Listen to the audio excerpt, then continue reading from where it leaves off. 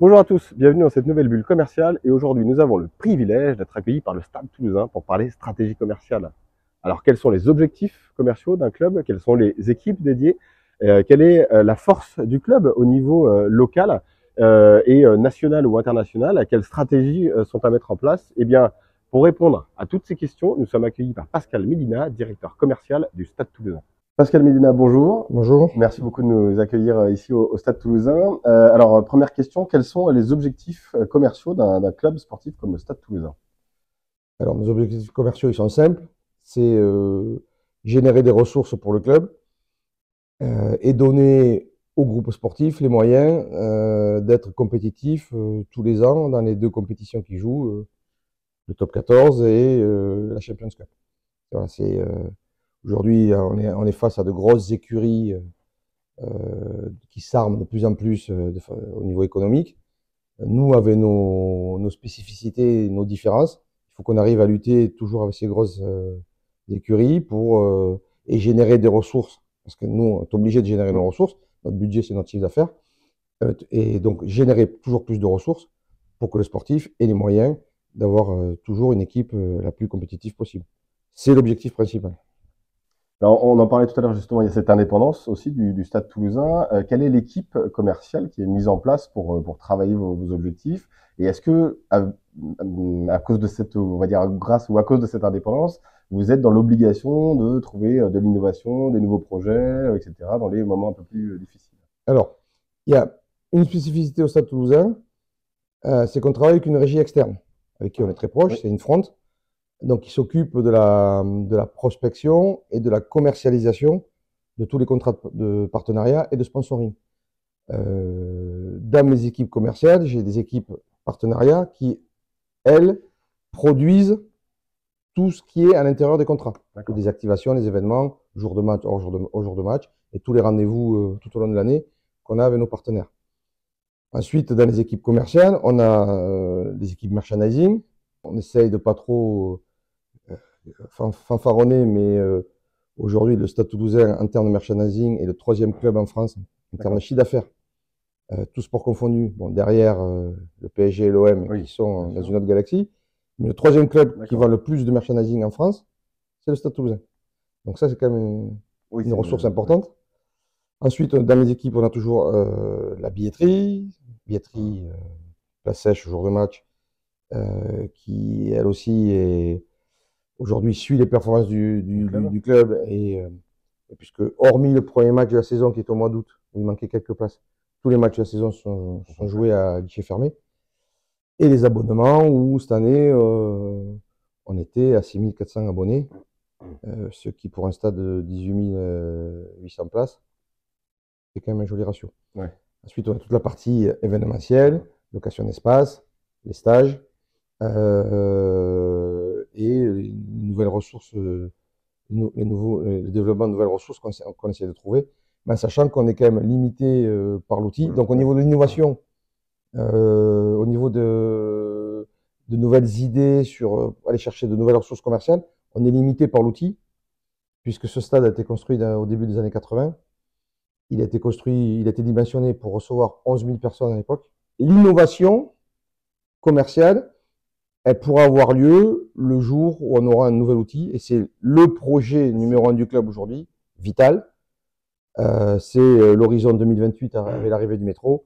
C'est le nouveau stade sur le même site, sur lequel on travaille en ce moment. Le projet n'est pas encore abouti, ni les budgets ne sont pas fermés, mais c'est un stade avec plus de places sèches, plus de places pour le grand public, mais surtout aussi beaucoup plus de loges, beaucoup plus de salons réceptifs, une brasserie beaucoup plus grande, une boutique beaucoup plus grande, des bureaux où on pourra peut-être faire du locatif, pour avoir d'autres revenus sur le club, pourquoi pas une galerie commerciale, l'axe numéro 1 du club, le sport et santé, voir tout ce qu'on peut développer sur le site au niveau du sport et santé.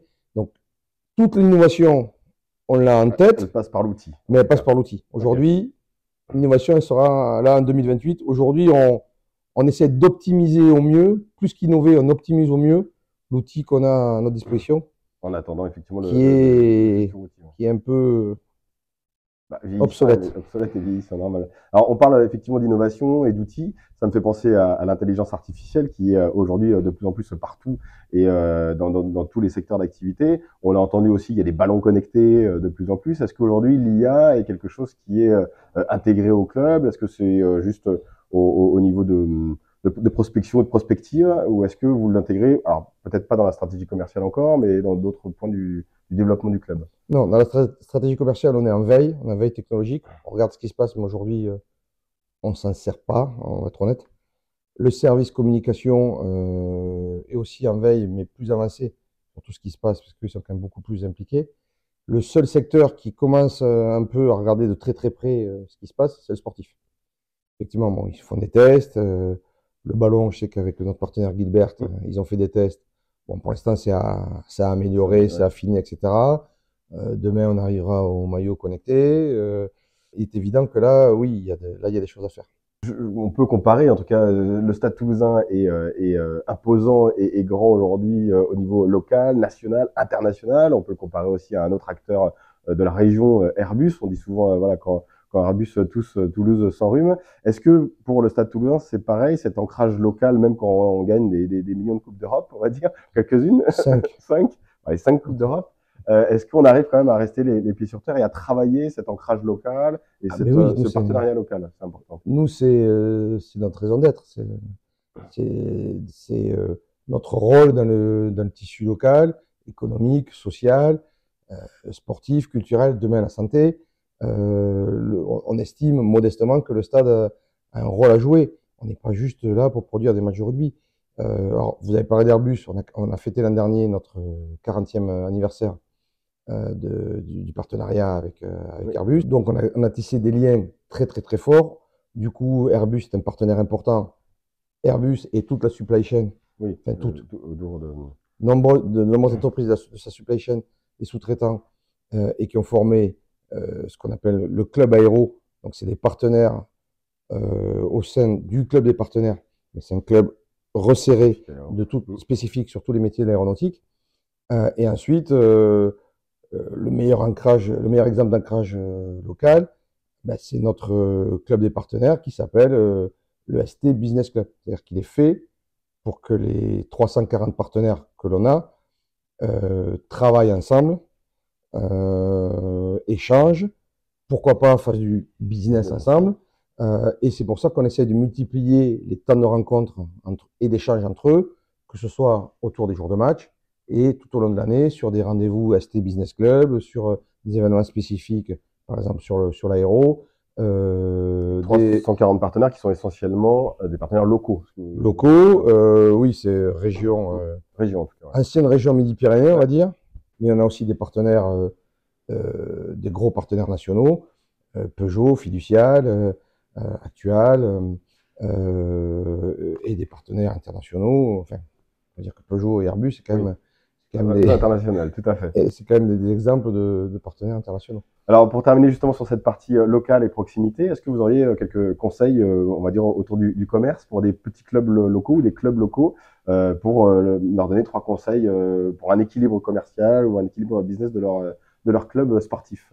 Il faut qu'ils arrivent à se détacher le maximum possible de la performance sportive, ce qui est très dur. Hein. Ouais, ce qui est très dur parce que nous, notre spécificité, notre métier, c'est de suivre les performances du sportif et d'être à la même hauteur au moins à la même hauteur que le groupe sportif. C'est-à-dire que si ça gagne, on n'a pas le droit, nous, d'être à la traîne commercialement. Ça, c'est interdit. À l'inverse, si un jour ça gagne moins, il faut arriver à maintenir le niveau de ressources, même si la performance sportive n'est pas au rendez-vous.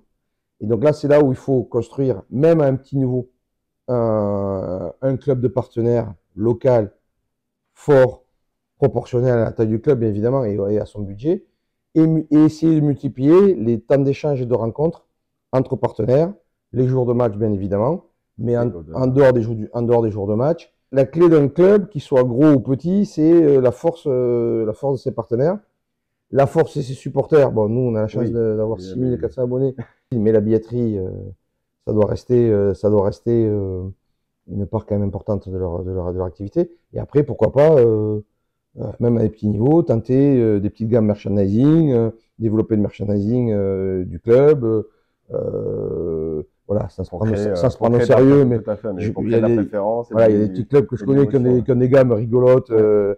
mais ça marche, Important, et ça marche. Alors, il faut pas pour les petits clubs, la bourriche, ça suffit plus, hein, Oui. un jour de match. Il faut passer à autre chose. Voilà, un peu Le socle, c'est les partenaires qui vous permettent de traverser des périodes. difficile. Nous, on l'a vu, hein, le Covid. Mm. Et comme je vous l'ai dit tout à l'heure, nous, on se génère notre chiffre d'affaires. Donc, pendant le Covid, pas de chiffre d'affaires, puisque pas de Il match, faut trouver d'autres pas de match, pas de ressources commerciales. Heureusement, qu'on avait nos partenaires qui ont Et été on les remercie, qui ont été tout à fait. solides. Je les remercie tous les jours. Heureusement qu'ils ont été là pour nous soutenir, pour faire le dos rond avec nous et en disant il y aura des jours meilleurs. En attendant, bon, mais notre engagement, même s'il n'y a pas de match, c'est le même. Et aux trois quarts, nos partenaires ont maintenu leur engagement sur la saison, enfin sur les 2 saisons concernées, même s'il n'y avait pas de match. Si vous n'avez pas un club de partenaires, C'est plus... c'est plus compliqué. Pascal, merci beaucoup. Je vous en prie. Merci à tous d'avoir suivi cette bulle commerciale. Toutes les informations sur la bulle en bio et pour l'actualité du stade, vous savez où ça se passe.